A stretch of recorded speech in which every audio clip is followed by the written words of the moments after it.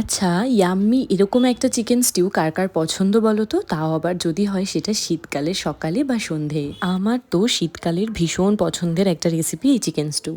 প্রথমেই চিকেনটাকে নুন আর গোলমরিচ দিয়ে ০.৫ ঘন্টার জন্য ম্যারিনেট করে রাখবো। ৭-৮টা গোটা গোলমরিচ নিয়ে সেটা খালি কড়ায় নেড়ে হাফ ক্রাশ করে নিয়েছি। এবার তেলে গোটা গরম মসলা আর সেই হাফ ক্রাশ করা গোলমরিচটা দিয়ে একটু নাড়িয়ে অল্প কুচনো পেঁয়াজ দিয়ে দেবো। পেঁয়াজটা একটু ভেজে ম্যারিনেট করা চিকেনটা দিয়ে ১ চামচ আদা রসুন বাটা দিয়েছি।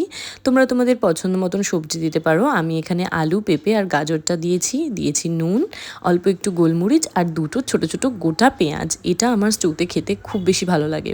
দিয়ে সব একসাথে মিশিয়ে জল দিয়ে দিয়েছি ফোটার জন্য, আর বিনসটা অ্যাড করেছি পরে। চিকেন আর সবজিগুলো সেদ্ধ হওয়া পর্যন্ত ফুটিয়ে নিয়ে শেষে অ্যাড করব বাটার, তারপরও আরও ৫ মিনিট ফুটিয়ে নামিয়ে নেব। এই ছোট ছোট পেঁয়াজগুলো কিন্তু চিকেন স্টিউতে খেতে খুবই ভালো লাগে, আর তোমরা এটা প্রেশার কুকারেও বানাতে পারো। বাই।